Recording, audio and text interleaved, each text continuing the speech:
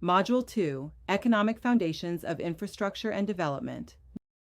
1. Theoretical perspectives on infrastructure and growth. From an economic standpoint, infrastructure is classified as a public good due to its high positive externalities and non-rivalrous consumption features. Economic theories explain infrastructure's relevance in different ways. Classical economics, Adam Smith, David Ricardo, infrastructure, roads, canals, ports, enhances trade, specialization, and efficiency, serving as the invisible hand that reduces transaction costs. Keynesian perspective, infrastructure investment acts as a fiscal stimulus, creating jobs and generating aggregate demand through multiplier effects. Endogenous growth theory, Romer, Lucas.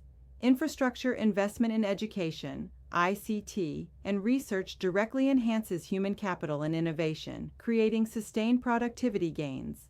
Spatial economics, Krugman. Infrastructure reshapes spatial distribution of economic activity, influencing industrial clustering and urbanization patterns. 2. Infrastructure as capital formation and productivity driver. Infrastructure is a form of capital that directly influences total factor productivity, TFP. Unlike consumables, infrastructure investments generate long-term productive capacity. Transport infrastructure reduces logistics costs, enhances supply chain efficiency, and supports trade competitiveness. Energy infrastructure. A stable power grid drives industrialization, manufacturing, and digital economies. Digital infrastructure, broadband, satellites, and ICT networks serve as enablers of the fourth industrial revolution. Social infrastructure, schools, hospitals, enhances human capital, which is a foundation for sustainable economic growth. 3. Infrastructure's role in sectoral development. Infrastructure is sector-specific in its developmental impact. Agriculture, irrigation systems, rural roads, and storage facilities reduce post-harvest losses and enhance market access. Industry and manufacturing, access to reliable energy, ports, and industrial clusters reduces production costs and attracts foreign direct investment, FDI. Services and digital economy. Digital platforms and ICT infrastructure facilitate fintech, e-commerce, and global outsourcing opportunities. Tourism, airports, hotels, and recreational facilities enhance foreign exchange earnings.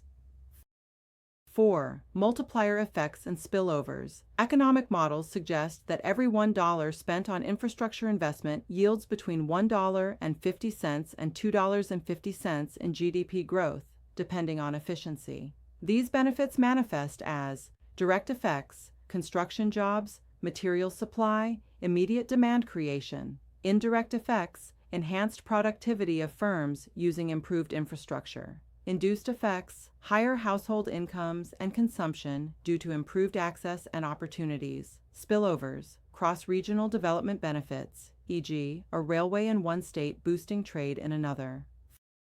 5. Financing models and investment risks. Infrastructure financing is a major challenge due to its capital-intensive, long-term nature. Common models include public funding, direct government spending, e.g., roads, schools, private investment, market-based provision of infrastructure, telecoms, power plants, public-private partnerships, PPPs, joint funding, risk sharing, and management, international financing, loans and grants from institutions like the World Bank, IMF, African Development Bank, and AIIB, sovereign wealth funds and infrastructure bonds used to pool resources for large-scale projects, risks in financing, long payback periods, political instability, exchange rate fluctuations, corruption and mismanagement, unsustainable debt burdens, common in developing countries. 6. Macroeconomic impacts. Infrastructure influences national development indicators. GDP growth, enhanced productivity contributes to higher growth rates. Employment creation. Large-scale construction projects absorb labor. Trade competitiveness. Ports, railways, and highways reduce export/import costs. Regional integration. Infrastructure corridors enhance intra-regional trade, e.g., African Continental Free Trade Area. Inequality reduction. Rural electrification and digital inclusion reduce urban-rural divides.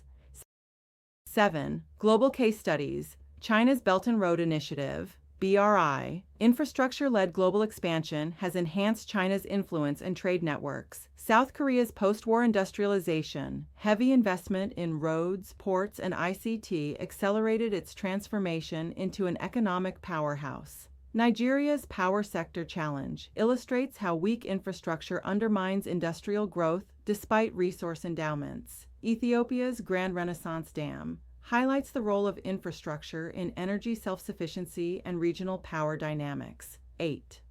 Challenges. Despite the benefits, infrastructure investment faces obstacles. Infrastructure deficit. Developing nations face multi-trillion-dollar gaps. Debt trap diplomacy. Some countries fall into unsustainable debt through foreign-funded projects. Corruption. Inflated contracts, ghost projects, and poor oversight. Environmental sustainability. Projects must balance economic growth with climate resilience and ecological protection. Conclusion. Infrastructure is both a means and an end in national development. It is a driver of productivity, a facilitator of trade, a reducer of inequality, and a guarantor of future competitiveness. Without economic grounding, however, infrastructure can become a liability rather than an asset. Thus, sustainable financing, efficient allocation, and governance mechanisms are essential for transforming infrastructure into a true engine of national prosperity.